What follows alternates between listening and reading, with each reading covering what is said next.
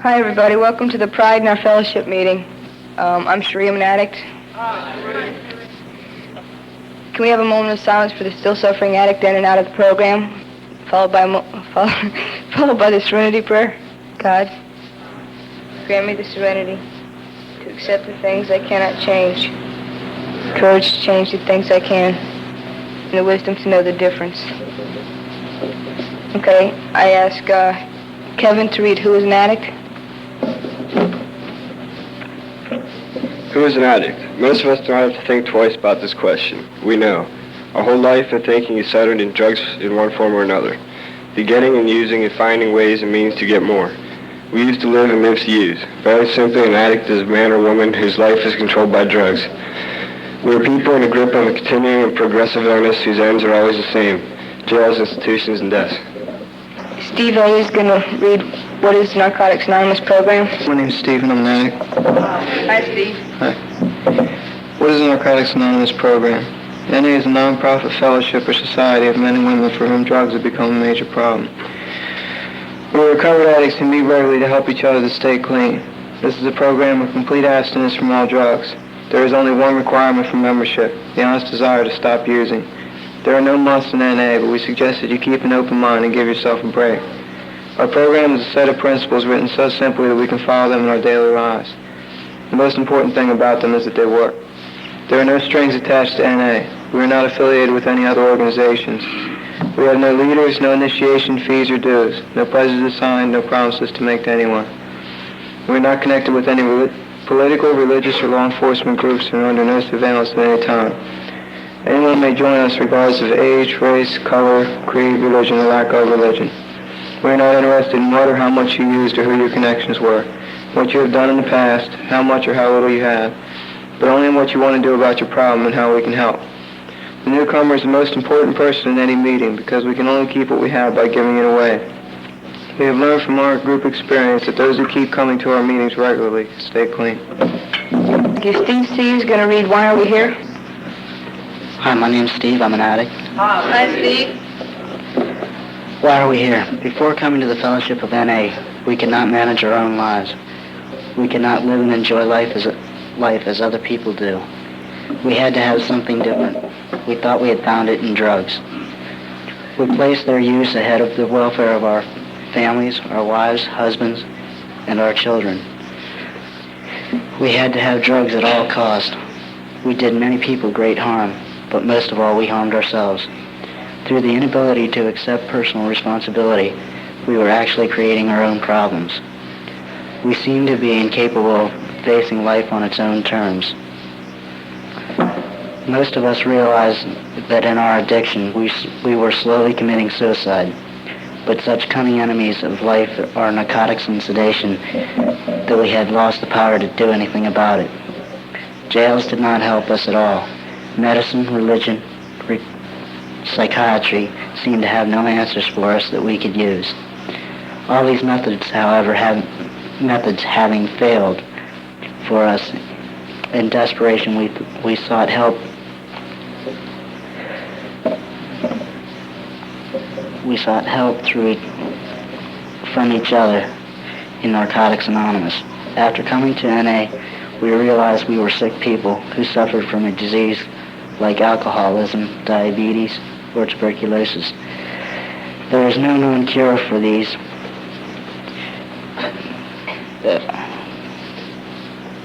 All, however, can be arrested at some point and recovery is then possible. In NA, we follow a program borrowed from Alcoholics Anonymous. In the last 40 years, more than 1 million people have recovered in AA. Most of them just as hopelessly addicted to alcohol as we were to drugs. We are deeply grateful to the AA Fellowship for pointing the way for us to a new way of life. Thank you.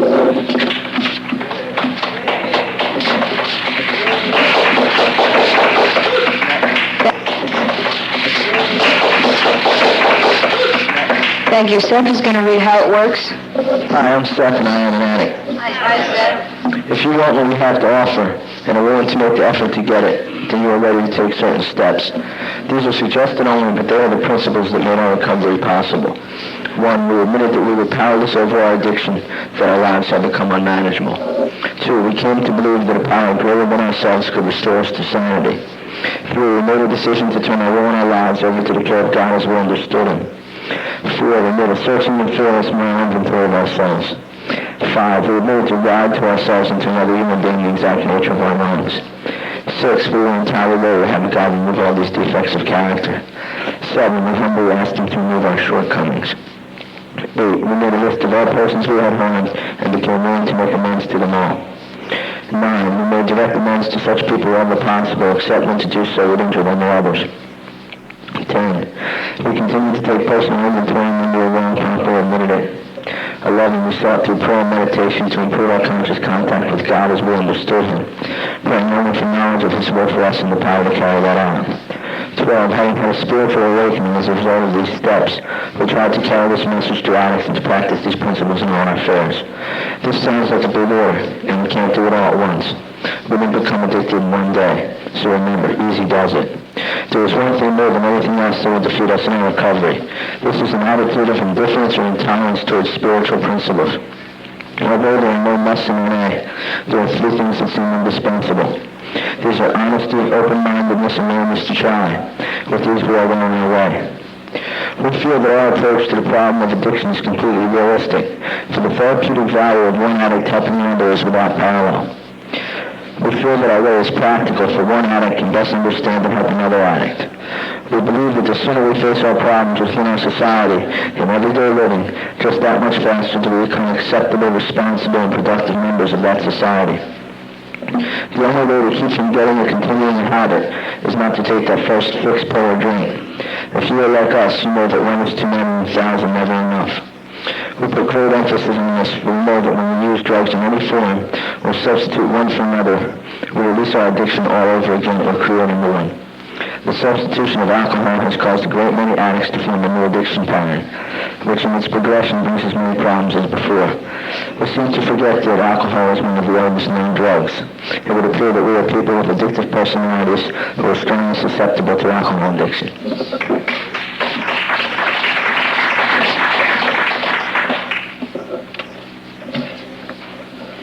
Okay, I have to remind you of the 11th tradition. Our public relations policy is based on attraction rather than promotion. We need always maintain personal anonymity at the level of press, radio, and film. There'll be absolutely no pictures taken at this meeting. Our speaker today is, she's great. You know, I met her a real long time ago when I first came around, about 16 months ago. And I haven't really been talking to her a lot until just recently. I've been bumping into her here and there. And she's a beautiful lady. Help me welcome Rose.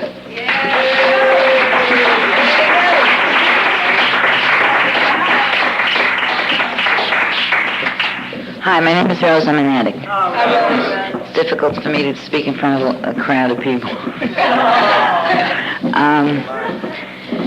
And I'm from Miami, Florida. I had to put that in. This topic, it's really, I've been thinking of it, pride in my fellowship, pride in our fellowship.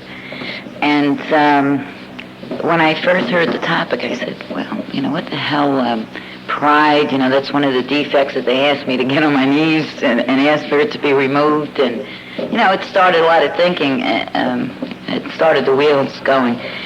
And you're damn right. I have pride today, and it's not that false pride. I have some deep pride in Narcotics Anonymous and the people in Narcotics Anonymous.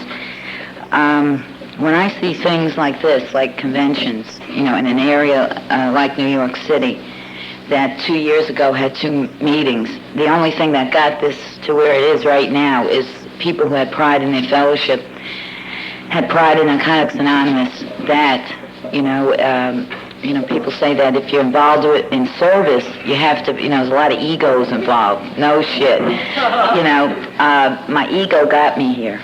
You know, that's my disease. I have a disease of my ego.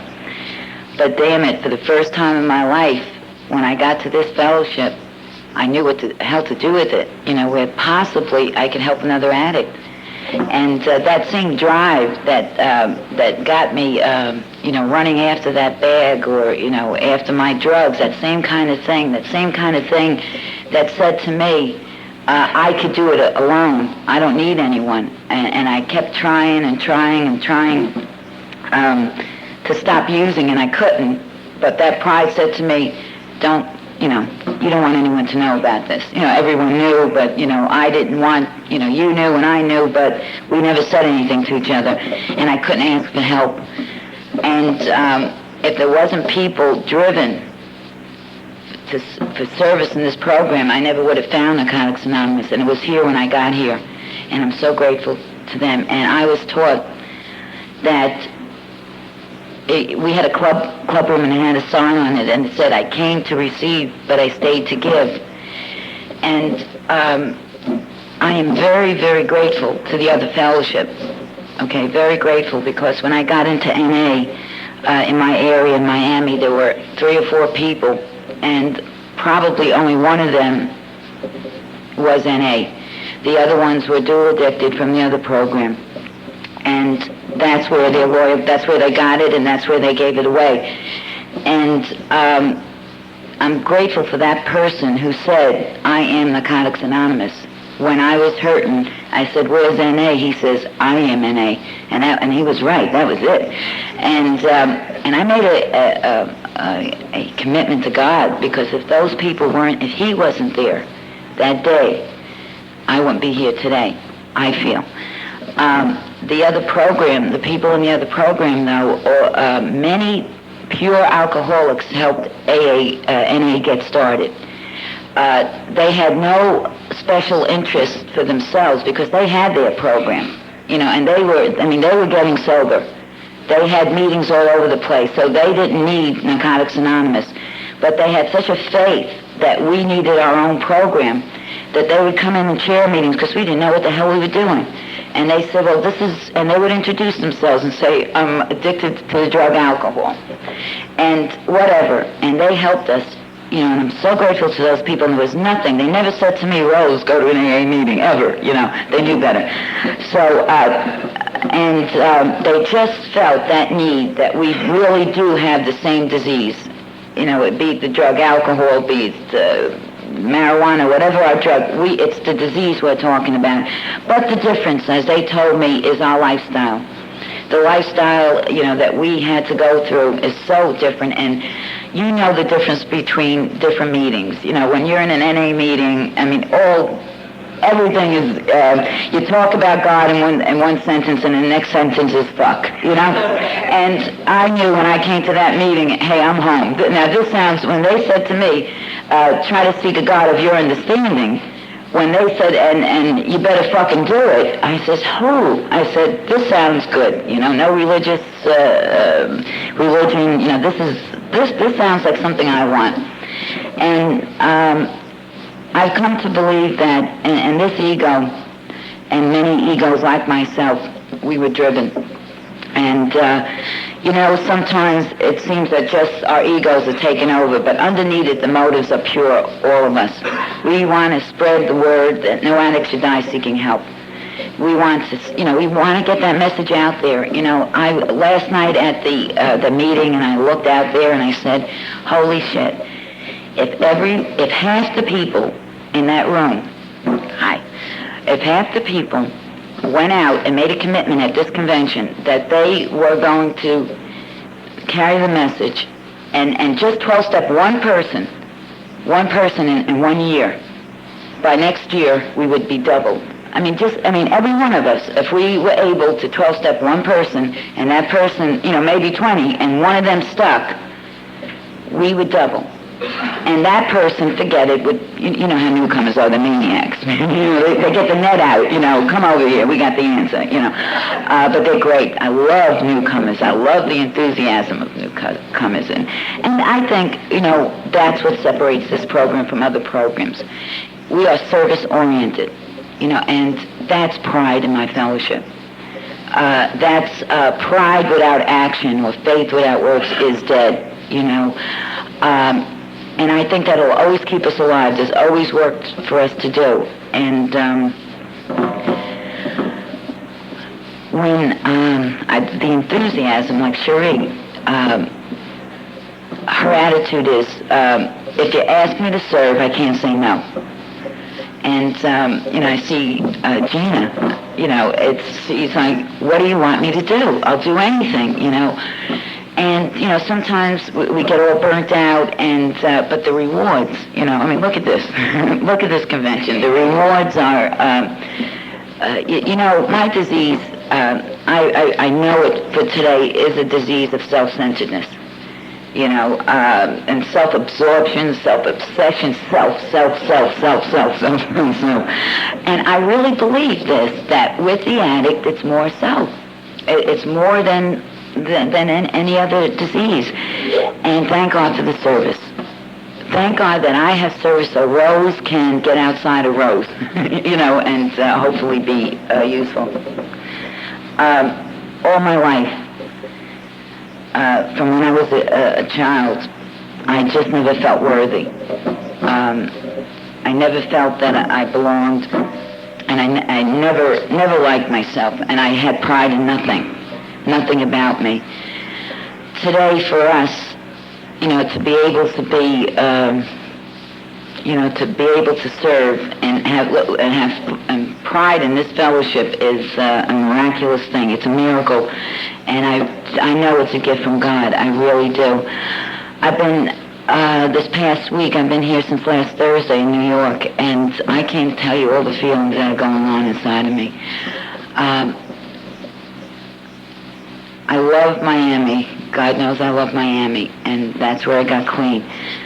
But it's taken me 5 years to be able to share with people that went through exactly what I went through. That I can say to them, I know what it is to run in Harlem. I know what it is to run on 42nd Street. I know what it is when it's real cold outside and you can't cop. And there's something about New York City that when you're an addict in New York City, there's no pride. There's no pride. And I have to share this beautiful experience. And I don't know if it sounds self-righteous or where it's coming from. I had the opportunity to share in a methadone clinic in Queens. And I had the most, these spiritual experience. And what it was that there were other females and other we call them methadonians in Florida. The methadonians are coming.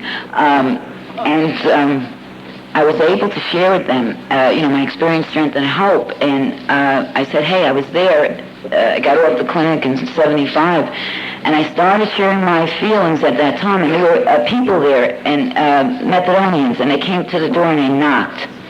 Can I come in? Can I sit here? Very intimidated. Here they see these, how healthy we look sometimes. Not here for a convention, but, we gain weight, we think about buying some clothes and all that stuff. We have the T-shirts on. And, we look like we never, seen a joint, a stick of marijuana or some shit. And we're talking, we know where you're at, and they're looking at us, And I was able to share with them, and I told them, I said, listen, when you come in this meeting, don't you fucking knock on the door. Don't you fucking ask anybody, can I sit here? This is your meeting, This is your fellowship, man. You take pride in it. It belongs to you. And, you don't have, you earned your seat to be, this seat is bought for you already. It's reserved. This is your fellowship. And I think, sometimes I don't really feel it, but I feel it now. If I had to, I would go through everything that I had to do to get here today again. When you look back and you say, yeah, but remember that one time, maybe I just cut that that little piece out, when it was like on the, in jail, maybe I'll cut that out, when I was in New Orleans, I'd slice that right out, but I know that if I saved myself, if I was able to do that and there was one piece of pain that I didn't experience, I might not be here. I needed every desperate moment and situation for me to get to the point that I had to get to where I surrendered and said, "Help me." And you people were there, and I, you know, I want to be there for the addicts. And in 5 years, there's no reason for us not to be in every neighborhood in the United States. There's no reason for us to be not to be on every continent and every city in Europe and, Asia. We can be there. I really don't have much more to say. I love Narcotics Anonymous. I believe that in order for us to grow, we have to have a singular purpose, and that has to be Narcotics Anonymous and not mixed up with any other program. I really believe that, because I've seen it in Miami and I've seen it all over, that when there's a singular purpose, when you dedicate yourself to one fellowship, that's when the fellowship starts to grow. And that's just the way it is. No one made it, it just works that way. And again, I think that pride in our fellowship means service, and that's really all I have to say. Thank you.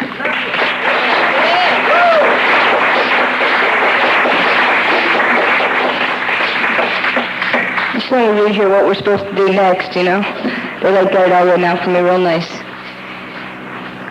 Thanks, Rose. I love you.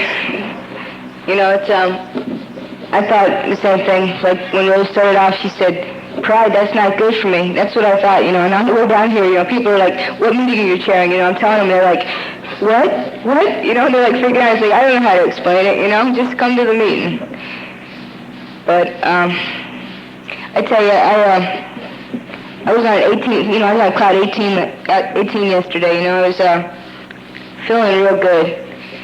And sitting in that meeting last night, I looked around and looked at the people that were from out of the country and from this little place and God knows where in some state, and in all those little states and all those little cities.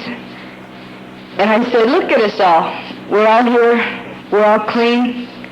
We're recovering, and we're all having a real good fucking time, I never knew I could have a good time in recovery, but I haven't stopped yet, It's been going real good, real good. And I have real pride in this fellowship, and I love it, and I thought about it when I was asked to chair this meeting. I thought, pride, we're not supposed to have pride. And then last night when I was sitting in that meeting, I looked around and I got pride. I noticed that pride, I looked around and I said, we're doing it. We're doing it one day at a time. And, Rose said something about service that really hit me, Fort Lauderdale, we call ourselves service junkies, same in Miami, And I love service. And there's nothing I can't do for this program. This program has done so much for me that I can't ever repay the program what it's given me. But I don't have to repay the program today because I've paid my dues. I'm here and I've paid my prices. I don't have to use again, one day at a time, But I'm real glad to be here. And this sheet says that if you want to speak, you can raise your hand and come on up and talk. Thank you. All right. Get a hug. Hello, everybody. My name is Lynn. I'm an addict. Hi, Lynn.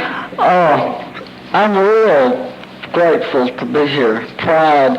I was told that, if you didn't get rid of being proud, it would kill you. But the semantics, that paradox, do we dare? Do we dare, to carry that message? Do we dare to let people know that it's okay to be an addict? Do we dare to say it's okay not to take methadone, on down the road? This has been one of my pet peeves lately, Rose. I really got into what you were saying because there's so damn many. So damn many. A federal probation officer in Atlanta did not know about Narcotics Anonymous, did not know that it was okay for his methadone addicts to come to NA. I went to a professional thing a couple of weeks ago, and, a treatment center director, did not know really that it was okay for the people that he was treating, for them to come to Narcotics Anonymous. You damn right that door is open. And we better make damn sure it remains open too, because there's so many of us. There's so many of us.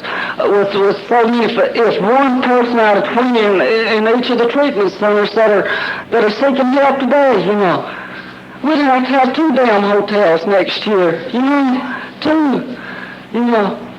and so what little good that we do today, I believe it. I really, literally believe it with all my heart that it's going to be perpetuated on down the road, over and over and over again. What have we got? We got something that we didn't have before we got here, and that's about all I know, that the program works. And it'll work for any. It's 100% effective for those who work it. But they don't know that it'll work if they don't know about Narcotics Anonymous. How many times are we going to keep on getting telephone calls saying, gee, I didn't know, I didn't know. And they were there to carry the message to dope heads, out in little bitty towns. You damn right. Do we dare to try to get on international television or something someday, I dare. You damn right. This fellowship is not too small, And I believe that, last year when I heard about, New York making a bid, I went, oh my God, are they ready? Are we ready? And somebody kicked me in the ass and said, Lord, don't you believe in NA? Wow, that, I had to really, I don't know. I remember meeting some addicts a few years back in Brunswick, New Jersey. And they were being like Synanon and other places around New York City, and they'd never been to NA, and some of them never heard of Narcotics Anonymous. And 4 years later, let's say I was clean about 2.5 years at that time.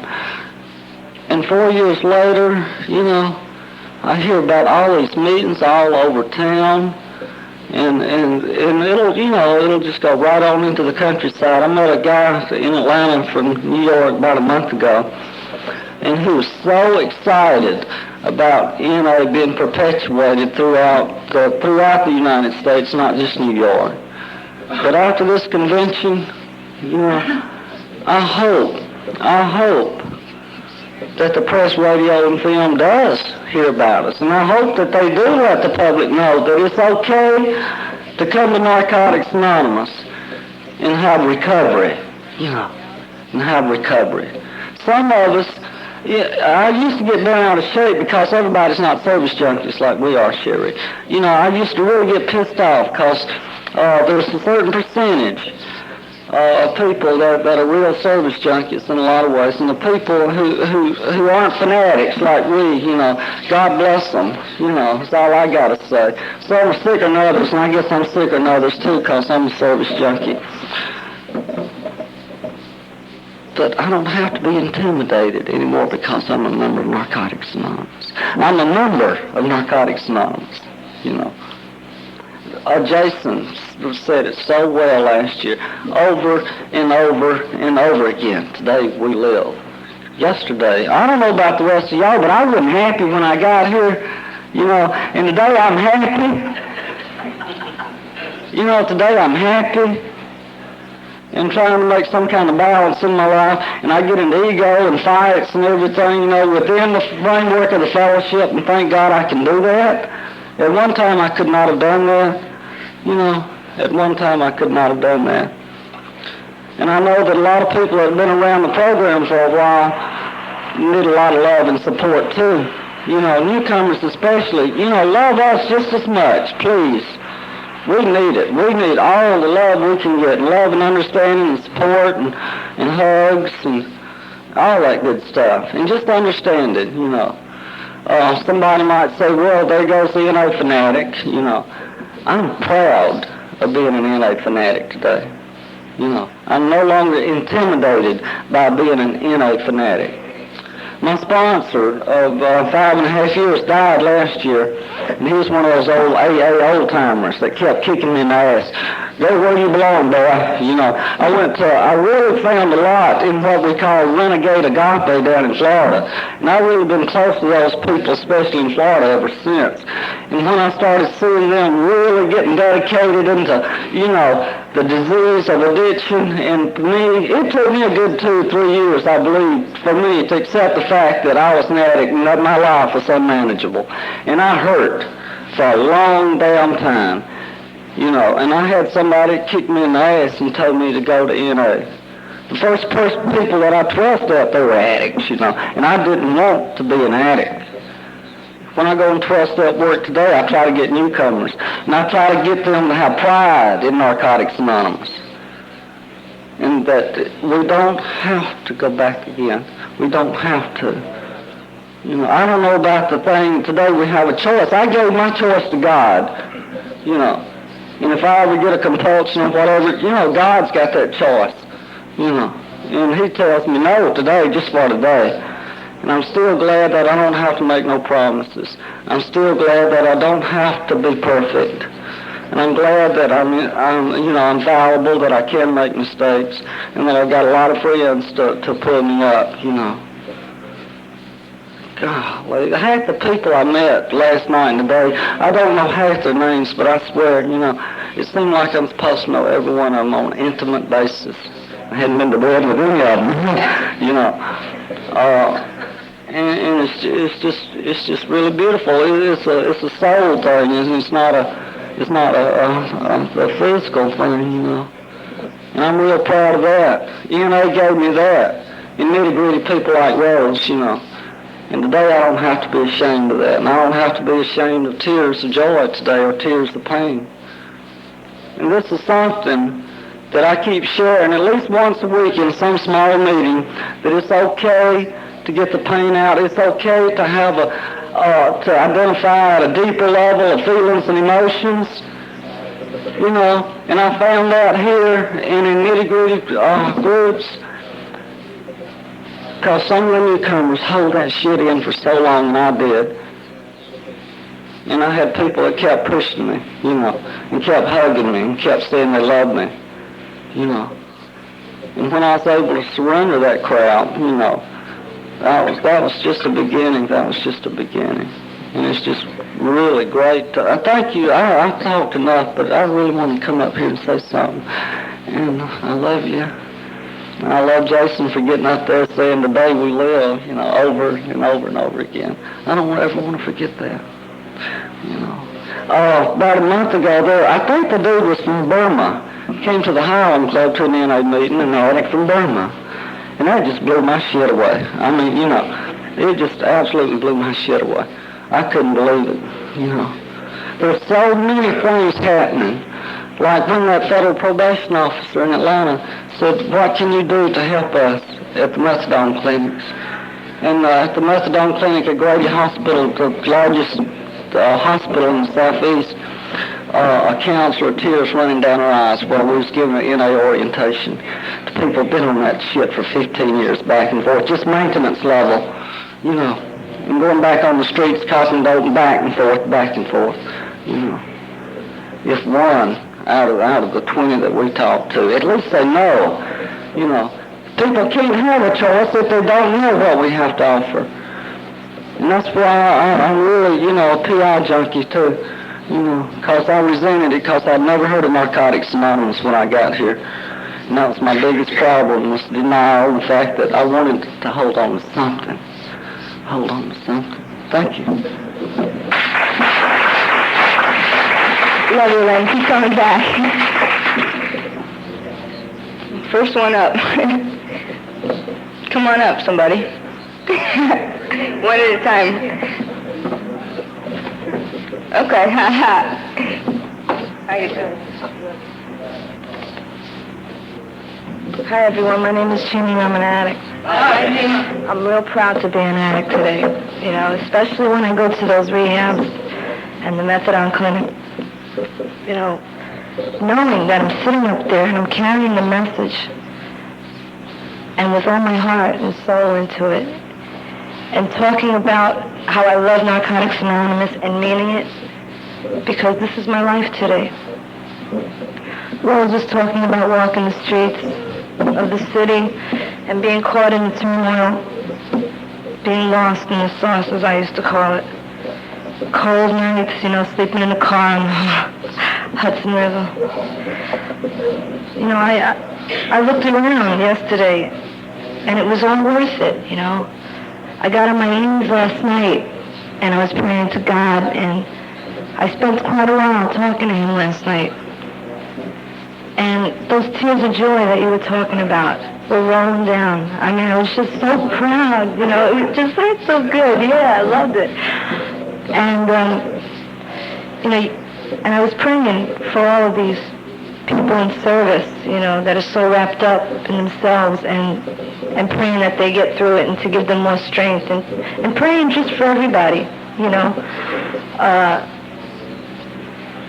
This is one hell of an experience for me, and those that are able to share it with us, it's just, I don't want it to end. I just want it to keep going and going. And, yesterday I was worried because I was at the desk, and after that, I was just hugging everybody and running around like a lunatic and feeling so fucking good and terrific. And I was thinking, I says, my goodness, I'm getting all wrapped up in myself here. Am I supposed to be feeling this good? And yeah, I am. I fucking deserve it. We all deserve it. We all deserve to live with some kind of dignity today, man. We fucking were out in those streets. We didn't even know. We didn't feel. We didn't do, nothing but cop drugs. Scheme to cop, and all the dramatic things that go with it. I'm real proud to be an addict today. And I love you all, and have a great time and enjoy it. Don't worry about it if you're feeling too good.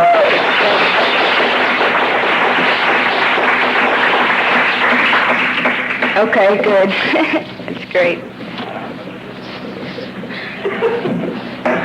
I'm from Connecticut. My name is Bill, and I'm a drug addict. And, I got a hell of a lot of pride being here. Listen to Rose, and she's talking about riding down the streets, I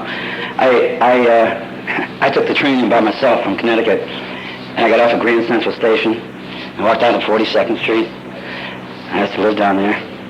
I felt like I walked into a cooker. And I got in that damn cab, and I couldn't wait for him. He drove all the way down 42nd Street, right down to the pier. Son of a bitch wouldn't cut off. He couldn't get out. And I'm telling you, my stomach is shaking now thinking about it. But you know something? I knew I wasn't going to get high. Because I knew you son of a bitches were down the road. And that's where I was going. And you gotta believe I had pride. Not only in myself, I had pride in you guys for being here. Because I need you. I'm fat, I'm 50, and I'm full of fun. And when I needed you bastards, you weren't there. You weren't there, you drug addicts, They talk about service work. I worked in a general hospital. I tried to get 6 addicts straight at one time. I couldn't do it. One son bitch would be on methadone, another one be on Valium. They come stoned out on booze. I couldn't get 6 junkies straight at one time. I sat there week after week trying to get them straight. And I was trying to get them straight. Because I didn't know NA was here. I didn't know NA, and then someone laid a package of literature on me from California, and still didn't work. They were trying to get 6 stone junkies to read NA literature. They don't want to know, and you can't tell them to go to AA. So it didn't work. It didn't work in our area at that time. Not the way I wanted it to. It was to work in God's time, not mine. I'm a compulsive person. It's obvious, We talk about other programs. I could belong to them all. I'm working on OA, I think, it's my next project, and they're all beautiful. They all got their programs of recovery. But there's one thing I do. When I went into the other program, I used to have to say a whole bunch of things I was. My name is Bill. I'm a drug addict and alcoholic. My name is Bill. I'm a chemically dependent person. I had to get an identity. Now when I go there, I'm just an alcoholic. And when I come here, I'm just a drug addict. Because that's what I am when I'm here. I'm a drug addict. And I need to remember that. Riding down 42nd Street, I didn't forget it. I come from back in the good old days, back in the... when there were $2 pills we used, and eyedroppers, and cotton out of my shoes. I don't know if Rose goes back that far. And dollar bills for collars. You know, those are good memories, let me tell you. When she said she didn't want to cut on any of it, I don't either. But goddamn it, I know I don't want to go back there neither. I don't want to go back there. And this is where I need to be. I need to be here. And you know, I sat there at this big meeting last night, and they were throwing that ball out, and I wanted to share so goddamn bad. I just wanted to get up and share and tell everybody how I felt. And I knew there wasn't a snowball's chance in hell with all you young guys and young gals there reaching for that ball. There was no way this fat stomach could get up and do anything. So I figured I'd go to all the small meetings, because that's what we have to do. We have to share with each other, to let each other know, no matter where you come from, the same processes are happening. The process is getting straight and clean. And the program is growing. You know, I don't know how many meetings we got up in our area now. We're going to have the conference, the New England Conference in Connecticut, up in next June.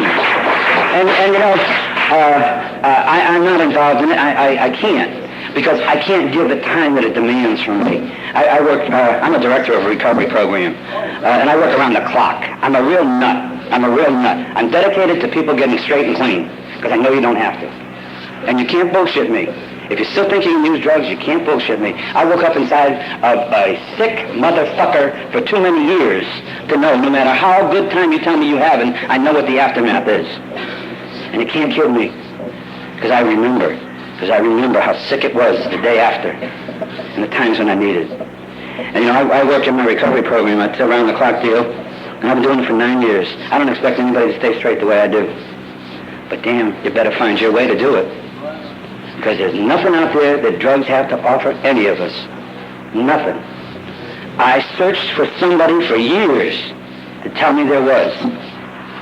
I've been in nut houses. The guy talked about sitting around last night. I've been in all kinds of programs, up and down. I had psychiatrists picking in my head and all kinds of things happening, you know. Nothing worked except these programs. And God, believe it or not, God, He's very much there. You know, when I was in that cab, I didn't have His with me. But you better believe I asked God to be with me. Because when He pulled up at those stop signs, that suitcase looked small. And I wanted to put my hand on that door and say, it was just like a woman put her arms around me. I was home, baby, let me tell you. I looked up at those marquees. And, you know, I just wanted to be there. I just wanted to be there. And I'm glad I got here. This is where I need to be. I need you guys. We need each other. And that's pride. I got a hell of a lot of pride in all of you. You know, I pulled up in front here in that cab, and I saw a couple little gals out there with midriffs on and things. It was great. You know, the drugs went right out of my brain. Let me tell you, the drugs went right out of my brain. It was okay to be here, and it is okay to be here. And thanks a lot, sweetie. Thank you.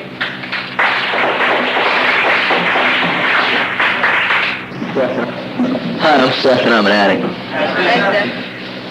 I don't really know what I want to say. I just knew that I had to get up here and say something about this. And the reason for it is I went through a therapeutic community, and I never heard nothing about NA.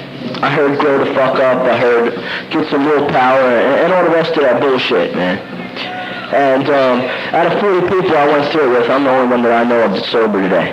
And that makes me sad. That makes me real sad. And I'm real grateful to this fellowship, and I love it. I love Narcotics Anonymous, and I'm real thankful to my higher power that I got a job up in Harrisburg, which is where I live now. Because that's where I got introduced to the fellowship of Narcotics Anonymous. Because I didn't hear shit about it when I went through rehab. And if I hadn't, I probably wouldn't be here. And I don't know, I saw the director at this rehab about a month ago, and I was talking.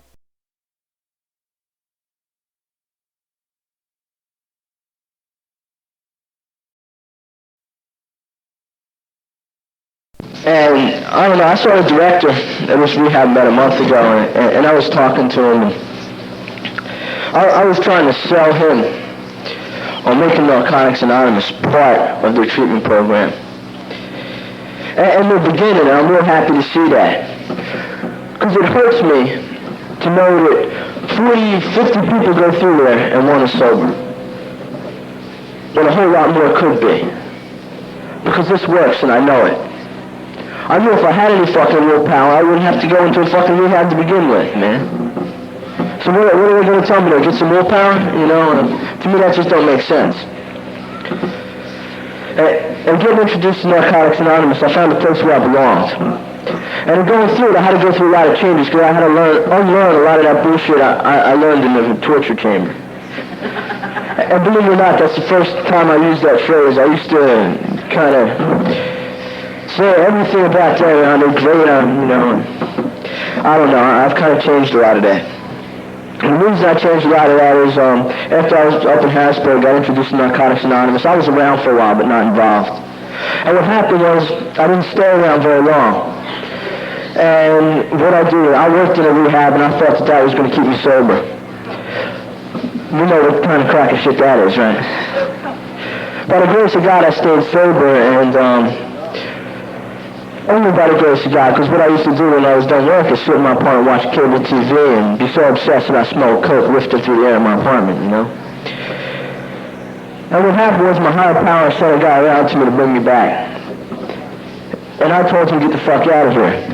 And he came back 2 or 3 times to finally I listened to him. And I came back, and the difference this time was I didn't just come around, but I got involved. Not only did I get involved going to meetings, I got involved in service, I got involved with people, and I became a part of Narcotics Anonymous. And I'm really glad to be able to say that today, because that's the reason that I'm sober. And that's the reason that I'm one person that's sober out of 50 that I went through treatment with. And that means a whole lot to me. And what I'd like to see is, I'd like to see a lot more therapeutic communities get involved with Narcotics Anonymous, where that becomes part of their program. They need us, man. And we need to teach them that. You know, it's starting slow. The one I went through now has 1 meeting a week. I mean, who can get sober on 1 meeting a week, you know? And the people are there for 6 to 12 months, and they don't start going out to the meetings until they're getting ready to leave, man. You know, and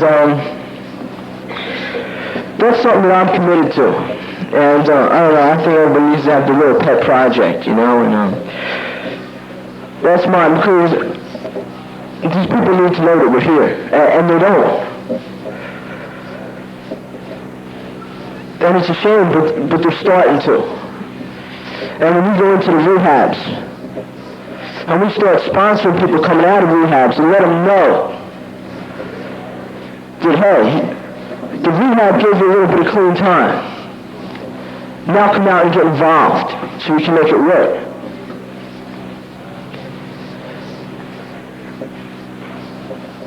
And that's what I try and do, and that's something that means a whole lot to me. You know, this particular rehab, I mean, if you split, they cut you off, you know, you don't have anything. You know, you're not allowed to call them, you're not allowed to talk to nobody that goes through there or nothing. So right now I got 2 splittees in the rehab living at my house, you know. And they're both up here. And they came up here, man, they split the day before the convention from the rehab, and they're here. And that's what we need to do, man. I think I'm starting to keep repeating myself, so I'm going to shut up. But I'm really proud to be a part of this. Like I said, I love Narcotics Anonymous, and I don't know where I'd be without it. And I like to see all these other people that don't know that think they can just grow the fuck up and gain some willpower somewhere along the line. So I'm okay with being an addict today. That's one of the reasons I stopped going to meetings, you know. I had all that shit with me that I could just grow the fuck up and get some willpower somewhere, and I said, I don't want to be an addict no more. Yeah, I don't want to have to go into me every night and say I'm an addict. I want it to be normal. But see, this is normal for me, you know? And I finally begun to accept that. And it means more than anything I can say, man. I was blown away last night. And this is my first convention. The reason for that is over the past 2 years I had all this bullshit going with me. I wasn't really, into it. I said, I don't need that shit, man. I do. I guess this is all I got. Thanks a lot.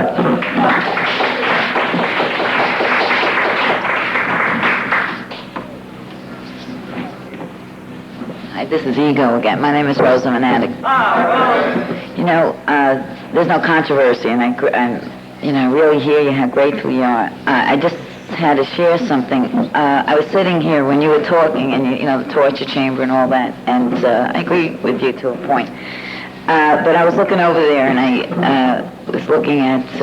I work for rehab, and working in rehab. I'm a counselor, and there's so many people from this rehab that are at this convention this weekend. Okay? They have either gone through the rehab, or there's two of them that are still in treatment there. And you know, the only thing I disagree with is they don't need us, we need them.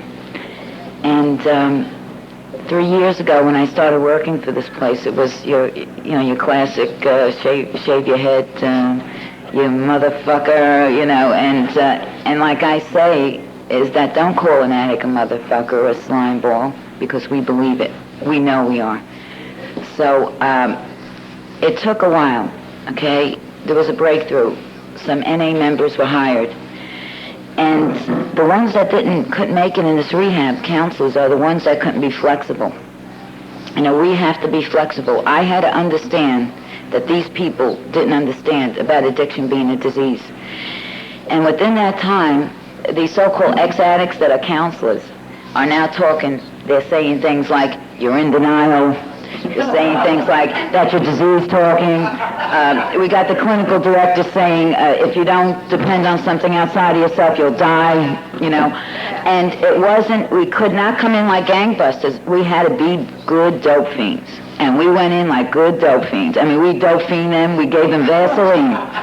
You know, what do you want to hear? Yeah. Oh, okay, yeah, let's drink the head, you know. But the bottom line is when you got them in the office, it was your powerless over your addiction, as your life becoming manageable, come to believe that something, you know, hey, NA may not be for you. But guess what? There's thousands of addicts clean today.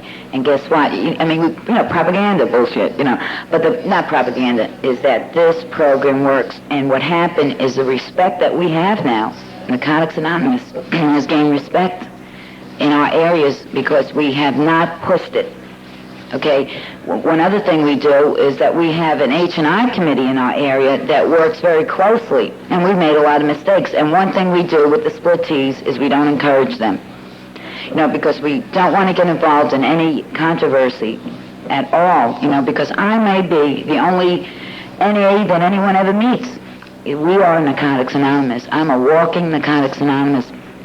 And so as I said, we need the institutions. Because when we started out, we used to have a club room, and we sat there and we said, where's all the addicts? Where's all the addicts?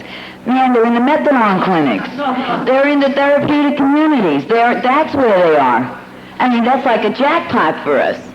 You know, it's like, going to a drug flea market. You know, like, what do you want? What's your drug of choice? Well, that's the rehab for us recovering addicts and Narcotics Anonymous that want to carry a message, man. That's our flea market, man. We get everything there, you know. So I feel that therapeutic communities and treatment centers, we need them. You know, and we got to handle it with kid gloves, man. Whatever, you know, dope fiend them.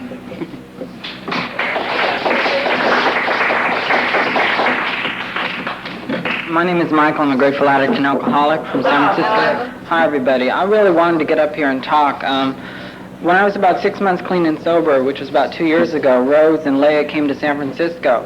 And it's incredible the impression they made on me. I remember after the first meeting I saw them at, they swept down on this newcomer, you know, who was detoxing, and told him that the war was over, you know, that he never had to take anything again, that Narcotics Anonymous was a program that worked. And in the week or so that they were there, I saw them sweep down on just tons of new people like me, and I was new then too, and you know, carry the message of Narcotics Anonymous. Let people know who came in that this was a worldwide fellowship, you know, and that they never had to take anything again. And you know, that made an incredible impression on me. Last May, I went to my first World Service Conference, and I saw people like Rose, you know, and Bob, who was here before, and Lynn, you know, there in action, you know. reaching out, to provide the necessary services so that no addict anywhere need die, that without having a chance to recover, and know that Narcotics Anonymous exists. I've been in New York since Sunday, and the other thing is, I remember she talked about it today, and other people have talked about a total commitment to Narcotics Anonymous, and I believe in that. People came to meetings and talked about starting a meeting every day so that the newcomers can go to 90 Narcotics Anonymous meetings in 90 days,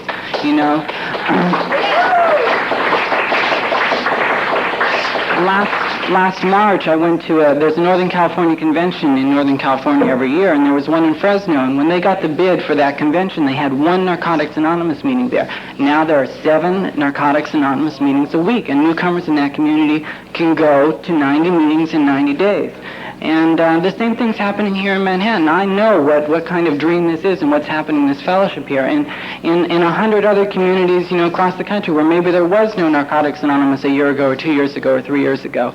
I am very grateful. I went to the General Service Office of Alcoholics Anonymous and saw their $150,000 data general .4 computer. And we need computers to carry the message to the addict who still suffers, to provide the necessary services. And I'm grateful that the World Service Office just spent $8,000 to buy a computer for Narcotics Anonymous's World Service Office. The nickels and dimes and quarters and folding money that we put in the baskets in our home groups when they go around make it possible for us to provide those necessary services. I am a service junkie, and I am willing to be of service to Narcotics Anonymous and grateful.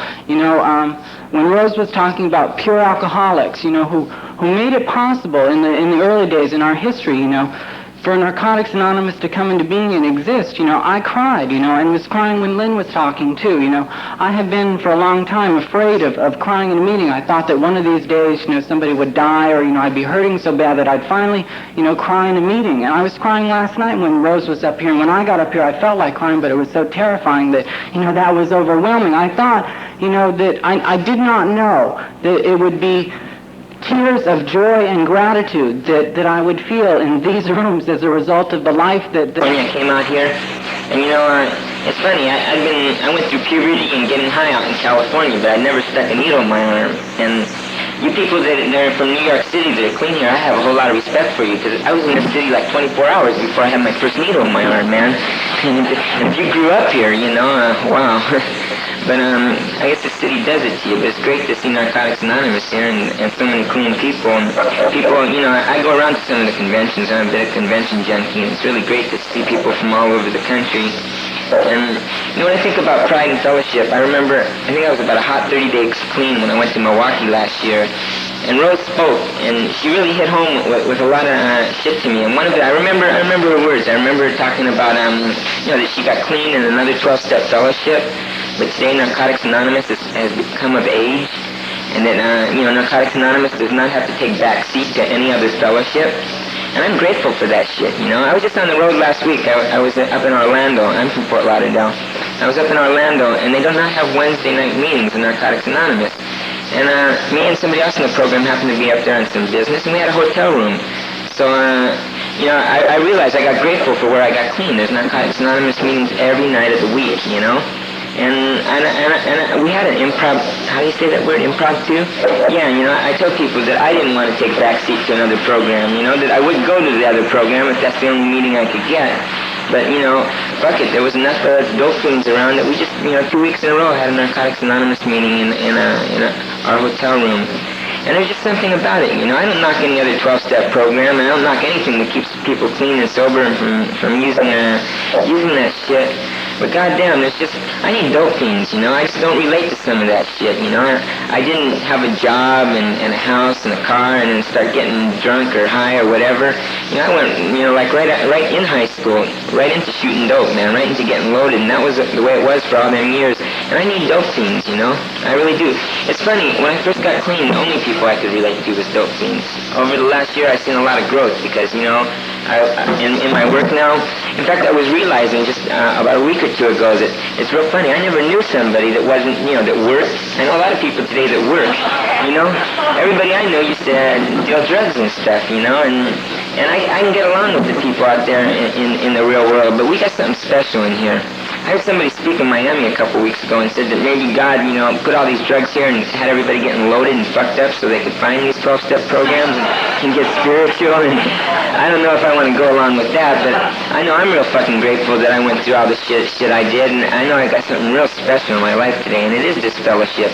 And I know it blew me away from, like the first week, I think I was a few days in the program, and as soon as I found out that, people that shot dope and got high like I did were clean, I got that hope. I knew this program was for me. The first time I shot dope, and it was right here in New York City, I remember getting up and walking in circles and going, wow, this is me, man, this is me. I thought this shit, I thought that acid and that grass and those pills and stuff was good, but this dope is me, and I knew it. And I knew the same thing with Narcotics Anonymous, that this was me. I was real ready probably for a long time to stop using. I just didn't know it was possible until I found you all. And then I was a few days into the program, and I had to go see somebody from my past, and dude was holding a bunch of dope, and it was tight enough a partner that I didn't want to run from it. But somebody in the program went with me to do that shit, and it blew me away. I went in like a bodyguard on my head, because this dude, whatever the reason, and it just blew me away, because I used to have a saying when I was using that nobody does nothing for nothing. You can stay home for nothing. And I've seen people in this program, well, I don't know, in the beginning I really thought it was nothing. Now I realize I kept him clean for the next 24 hours listening to that insanity and shit that went. That's how it works, We need the newcomer. It's a fire burning here, and we need to keep throwing that log on the fire, to keep it going. And this fellowship's real special, I travel all around in my active addiction, and I like to travel now in my recovery, And it's such a beautiful thing, this fellowship. You walk into a city, you don't know anybody. You walk into a meeting, call the hotline, find a meeting, and hi, I'm a dope fiend. My name's Mark. I'm from Fort Lauderdale. I'm visiting, and man, right away, you're in. You got family, and it's all over. It's all over like that. We got such a beautiful thing, And hey, I really don't know what to say, man. I know I love y'all. I love Narcotics Anonymous, and I got a lot of pride in being a dope fiend. I got a lot of pride in being a clean dope fiend. This is the first real accomplishment, I ever did in my life, I set out to do something, and I did it, and I'm real proud of it, and I'm real proud of this fellowship. Thank you.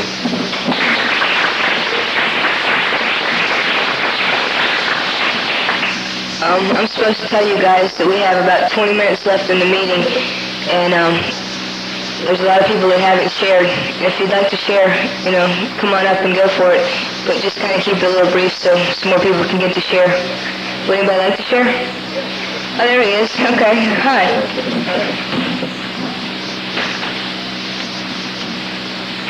Hi, gang. I'm Motorcycle Mike. Hi, Motorcycle Mike. I first met Rose in Milwaukee last year. I was on a committee that put together the WCNA13-6. Come a long way, and it's been some real hard times for me. It's been some real tough work.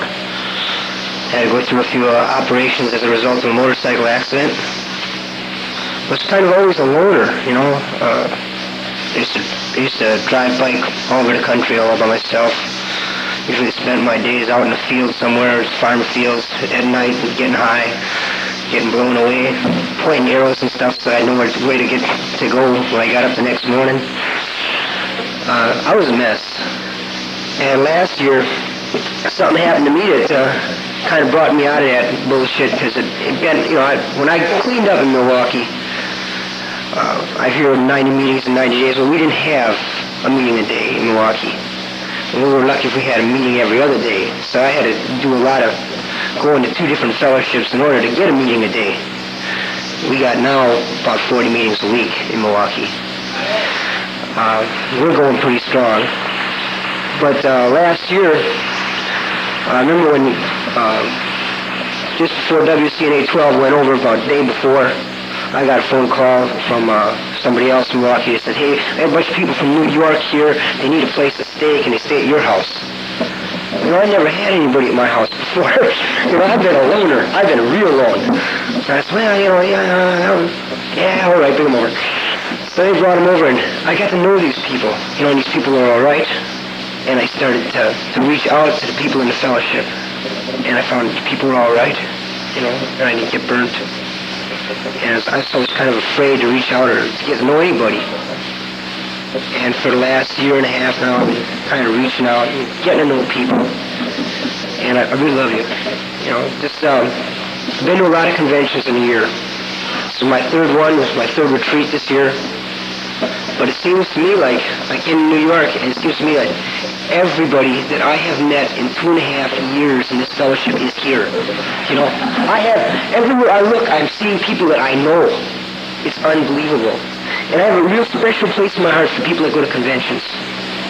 Because I feel that we're the people who are willing to do anything, There are people in Milwaukee. That would not go across the street to go to that convention. There were people in Milwaukee with 5-6 years that did not go to the convention. And when I come here and I see people from Australia, all right. I thought I was doing good coming from Milwaukee. People from California, Florida, everywhere, Thank you, people. I love you.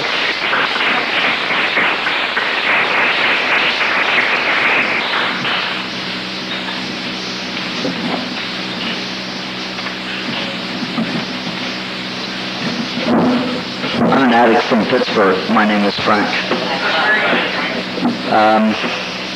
Mike was right. I think everybody I've seen ever met in this fellowship the last 3 years is here. I work in a treatment center, and I'm the recovering person. It's real hard. I have to learn things like transactional analysis and Gestalt therapy, and I'm not allowed to share, except when it's appropriate to a client's best interest. It's always appropriate to my client's best interest, and so I lie a lot.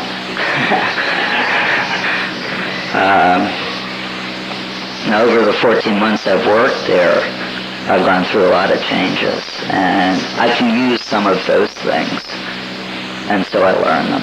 And our place is a small outpatient counseling center, and yet in the last 3 months we've probably given 150 meeting lists to our clients, and I'm called in a lot by the other therapists to explain NA and to take people to meetings. And I'm proud. I'm real proud.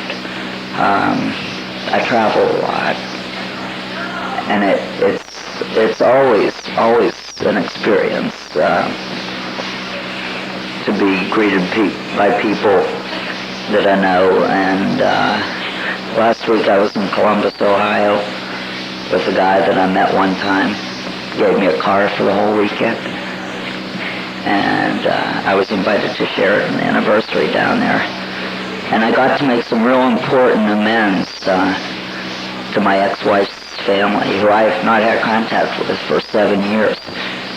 And that was really an experience for me, because I was told by my ex-wife that they didn't want to see me anymore, and that wasn't the case.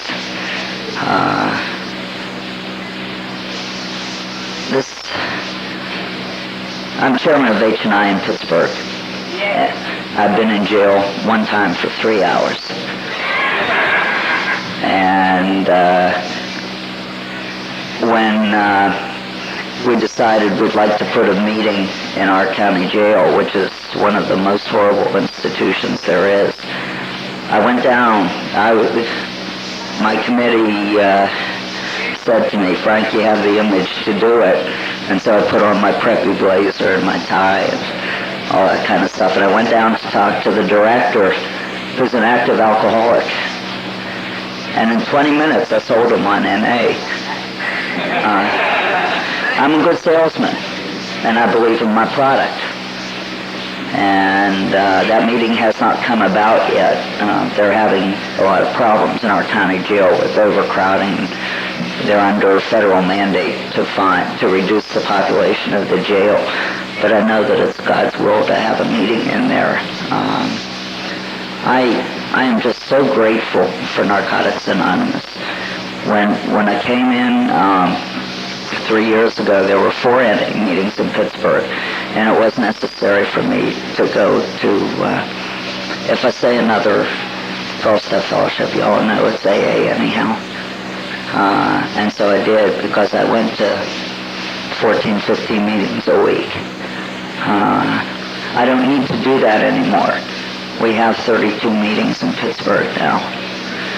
And I'm grateful to have been a part of that. I was a service junkie for 2 years, boy. And I kind of had to come to an abrupt halt on that and get my priorities together, and I did. And H&I is my surface work today, and just sharing, letting people know how I feel today, because I can never do that in 38 years. I'm very, very grateful to be here, and I'm very proud to be a member of Narcotics Anonymous. Thank you.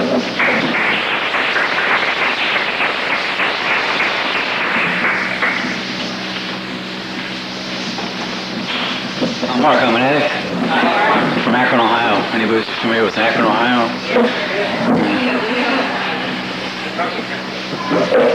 Yeah, they also founded this other 12-step fellowship there a few years ago. You know? There's like 180 some meetings of that fellowship in the area. There's 4 Narcotics Anonymous meetings in that area, and there has been 4 for about 3 years now. And if I want to, maybe I'm running out on my area, but I have to go to other areas to go to a meeting every night if I need that. You know? I've been clean 4.5 years, and sometimes I need a meeting every night.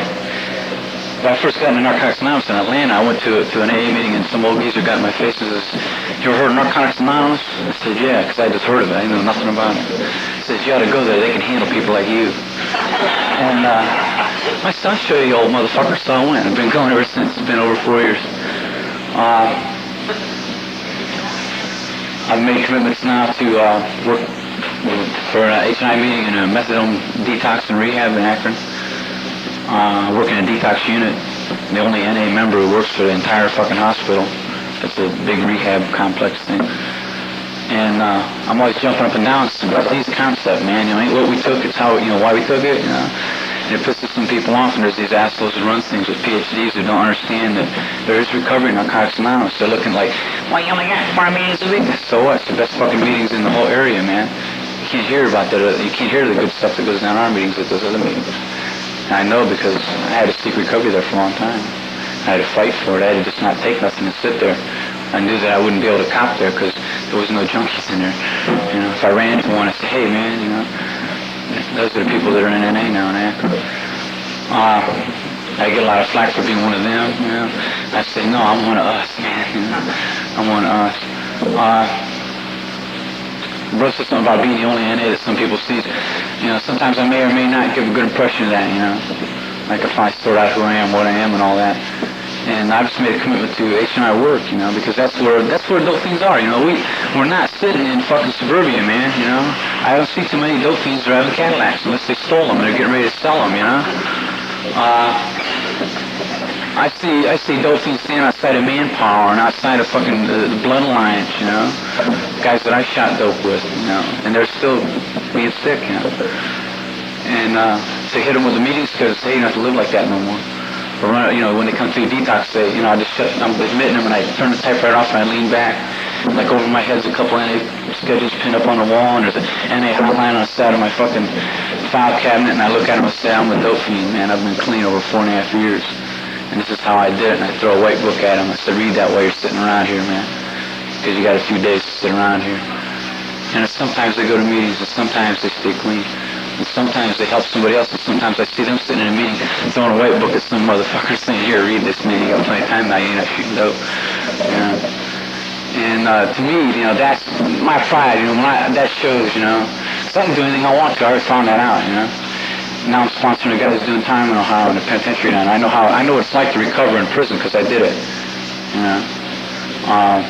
I'd like to see a meeting in the jail center, but there's security problems and whatever. They won't let us do it.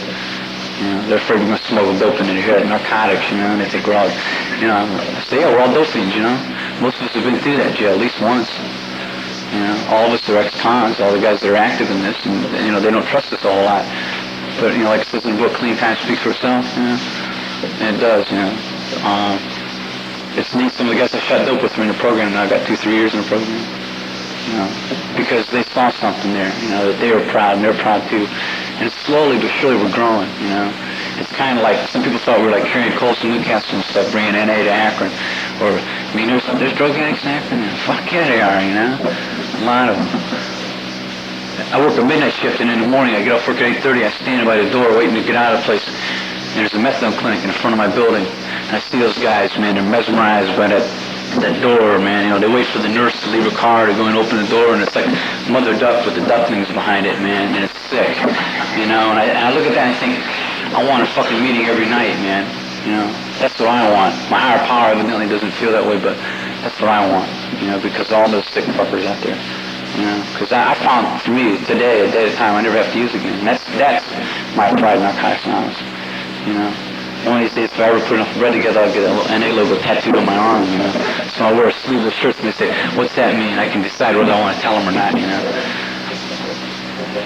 But I love y'all. I love being here. You know, I've seen people here I haven't seen like 2 years, 3 years at, you know, at this convention. Just, I'm running into them, people that used to live in my area and moved. It just blows me away, you know, because this is, you know, this is where I find, you know, what I need. I go to conventions, I guess. The only thing I'm allowed to do to go out of state is to go to NA conventions. They still wonder how I pay for it all, you know, because I still owe the state of Ohio some time, but a day at a time I'll never have to do that time, you know, if I stay clean. And it's all because I'm proud to be a member of Narcotics Anonymous. I made my decision a long time ago. I see a lot of people come around in my area saying, well, I'm an alcoholic and an addict, or, you know, I'm cross-addicted, or all this other jack-off bullshit that they lie themselves about their true identity, you know, who they really are, what they really are. You know, I'm proud to say that I'm a member of Narcotics Anonymous. I'm not a member of any other 12-step fellowship. I don't go to Overeaters Anonymous to seek recovery. I don't go to Alcoholics Anonymous to seek recovery. I go to Narcotics Anonymous. I stay clean today. You know, I don't have to worry about sober. I don't have to worry about, you know, straight, you know. I don't know if I'm so much straight. I'm crazy. Fuck that straight shit, you know. Sober, I'm not somber and serious and all that, you know, all those definitions. I wrote our program director, the definitions of recovery, sober, and sobriety. I don't know if he'll fire me or not, you know. He doesn't like me anyway. I wear leathers to work, you know, when I'm riding. But fucking, you know. I told my one boss I'd quit the job if I couldn't get this weekend off. You know, that's how proud I am of this fellowship. I'd have fucking walked here from the airport, you know, if I had to. I probably wouldn't have to. I'd call the hotline if I got a ride. Or I could have boosted a car, you know. I'm glad to be here, and I love y'all, and I'm going to shut up because Al wants to say something. Al, we have 5 minutes. Seriously now.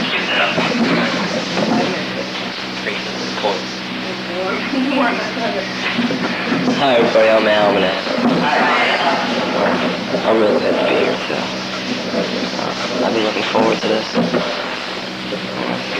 I was running around here trying to take care of business, right? And I just happened to blow into this meeting and heard something that sounded good. I said, fuck the business, I'm gonna sit here and listen. I'm getting what I need, and I don't need to be running around taking care of business. But something my sponsor told me a long time ago. He said, when you're a newcomer, hang with the winners, and when you're a winner, hang with the newcomer. And about 4 months ago, I was real fucked up. You know? I don't mean like a day or a week. I mean like for a couple months. And wondering, you know, what the fuck's going on? What's wrong with me? I have such and such a time. You know, I shouldn't be going through this. This pain shouldn't be in my life. Going up to a lot of people and saying that, you know, I really need you here. Stick with me, and they did. And it still didn't get much better. And a few months before that, not even a few months, like about a month before that, I had given up all my commitments because service work was making my life unmanageable. And I had a lot of commitments and wasn't doing anything for any of them because I spent so much time thinking about what I had to do that I didn't have time to do anything. And I went to Florida and I got what I needed. And it wasn't any one person, I don't think in particular, it's just like a message I got there. And it was, get off my ass and get involved. And I did, again, and felt better right away. As soon as I got home, I started getting involved again, and got what I needed, like that. I went to a regional meeting about 2 months ago to get involved in controversy. Some people weren't doing it my way, and I wanted to tell them about it. What happened was that the meeting was going on too long, and they didn't have time to get around to what I came there to get involved in. And that they needed a regional lit chairperson, and someone volunteered me, and I accepted. And then they told me, like 10 minutes later, oh, by the way, we're putting in a bid for the World Literature Conference. And since you're the chairperson, guess what you get to do? I was pissed. But I surrendered real quick, and I figured, well, this must be what I'm supposed to do. And I'm finding out that it is. It really is. Philadelphia was awarded the bid, and we've been sitting in a lot of meetings, getting pissed off at each other. One night we got to the point where we were like ready to call each other's assholes and just say fuck all this and just like go our own separate ways. And my ego gets real wrapped up in all that shit. But it's like I've been gaining in leaps and bounds from this commitment. It's real important to me. It's real important to my recovery. And I have a friend who's, and I've really learned in this program that it don't mean shit how much time you have. It don't. Whether you have 5 months or 5 years or 15 years or whatever you got, it don't mean shit. What matters is what's going on, what you're doing, and what you're not doing. And my sponsor's got just a little over half the time that I have. And the result of that is he's done more with what he had than I have. He has what I want. And there ain't no one else that I want for a sponsor. He's the sponsor for me. And I get a real lot from him.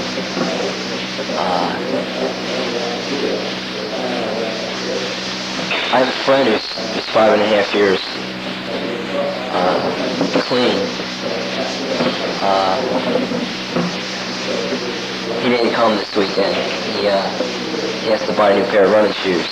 And he's 5.5 years clean. He went to AA. He said, I'm going to go where the recovery is. And I try to talk to him a lot. And I don't have to go to AA. Because everything I need is in an NA meeting. I don't have to go to LA, just like somebody was saying, Mark was saying. I don't have to go nowhere else. It's where it's at for me. He's going to AA, trying to get recovery. 5.5 years clean, he still comes in the meetings all the time and says, I felt like getting high today. 5.5 years clean, I don't want to think about getting high every day. In 5.5 years clean, I won't have to. If I do what what the program suggests, take the suggestions and get involved and get off my ass. And a lot of times it's tough. A lot of times I'd much rather do something else than go to an area service meeting on a Sunday afternoon when it's 85 degrees out and the sun's shining and everybody else is going down to the fucking park to have a picnic. I'd much rather go to the fucking picnic than go to the area service meeting. But that's what I need to do. I need to be at that area service meeting. And usually when I get there, I realize why I'm there. It's like all the way to the meeting, I'll be like, I don't want to go to this fucking meeting. And I'll get there and I'll realize why I'm there. And I gotta give it away to keep it. I don't have shit unless I give it away. I really don't. I learn more from the people I sponsor, I think, than I do from my sponsor. I really do. I took on a new guy a few weeks ago, and I think I've helped him out only about 1/10 as much as he's helped me out. And that's what it's all about. And if I have to sit in meetings with the same people I've been sitting in meetings with since I've been around, day in and day out, week after week, I'll fucking end up getting loaded probably. I need those new people. I really do. And it's like Rose said, I need them, you know. They need me too, but I need them, you know. There's a lot to be learned there. And I can't stop learning. When I stop learning, I'm halfway on my way to being dead. And I've learned that. That's something I've learned since I've been around. Is that when I stop being teachable, you know, I'm halfway out there. And when I start thinking I got the program by the balls, that's when I got the most problems. And I don't know, I can come to a convention and practically tell who's going to be there. I go to a convention, I just about know when I get there who's going to be there, because I see the same people, the same faces, time after time after time. And my fucking electric bill's sitting on the table at home, and I'm probably not going to be able to pay it because I'm coming here. And I'm going to wear the same running shoes that I've been wearing since, you know, whenever. But I'm at this fucking convention, and I'm getting some recovery. And hopefully I can leave a little of this business to the side and take care of myself. Thanks.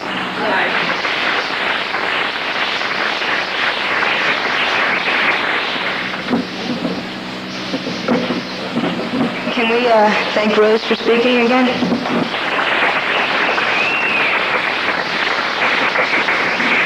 I think, just listen to this one. I think we should all give ourselves a real big hand for being here in pride in our recovery.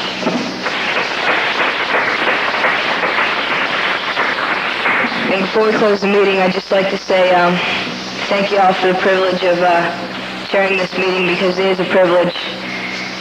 It's a privilege anytime I can get involved in this program and help another addict and give away what I've got. Can we close with the Lord's Prayer?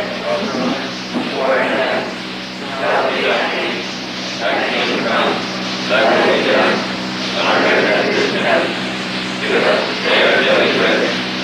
Forgive us our trespasses, as we forgive those who trespass against us. And lead us not into